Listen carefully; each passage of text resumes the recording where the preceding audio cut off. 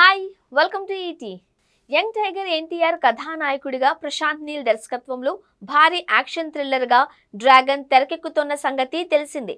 చిత్రీకరణలో ఎన్టీఆర్ సహా ప్రధాన పాత్రధారులంతా పాల్గొంటున్నారు.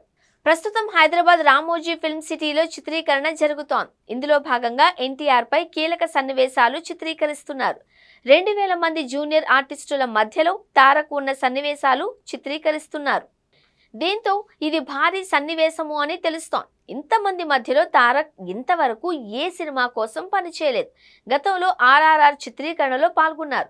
ఆ సన్నివేశాల్లో వందల మంది మాత్రమే పాల్గొన్నారు. 2000 మంది మధ్యలో సీన్స్ అంటే ఈ సన్నివేశం ప్రత్యేక హైలైట్ అవుతుంది. పీరియాడిక్ మాస్ యాక్షన్ కథతో కూడా సబ్జెక్ట్ కావడంతోనే కాన్వాస్ పై తెరకెక్కిస్తున్నారు. ఈ సినిమా కోసం తారక్ బాగా సన్నబడిన సంగతి తెలిసిందే. శారీరకంగా చాలా మార్పులు తీసుకొచ్చాడు. మునుపటి కంటే మరింత సన్నరివ్వలా తయారయ్యాడు. అందుకోసం ప్రత్యేకమైన డైట్ ఫాలో అయ్యారు. దీంతో వెయిట్ లాస్ బాగా జరిగింది. ఈ నేపథ్యంలో తారక్ లుక్ ఎలా ఉంటుంది అన్న దానిపై ఆసక్తి నెలకొంది. మీడియా కెమెరాల్లో కనిపించిన డ్రాగన్ లుక్ ఎలా ఉంటుంది అన్న దానిపై అంతకంతకు ఆసక్తి రెట్టింపు అవుతోంది. ఫస్ట్ లుక్ పోస్టర్ కోసం ఫ్యాన్స్ ఎగ్జైట్మెంట్ తో ఎదురు చూస్తున్నారు. ఇందులో తారక్ కి జోడీగా కన్నడ బ్యూటీ రుక్మిణి వసంత్ నటిస్తోంది. మరి ఈ సినిమాలోనైనా హీరో హీరోయిన్ మధ్య రొమాంటిక్ సన్నివేశాలకు డైరెక్టర్ ఛాన్స్ తీసుకుంటాడా?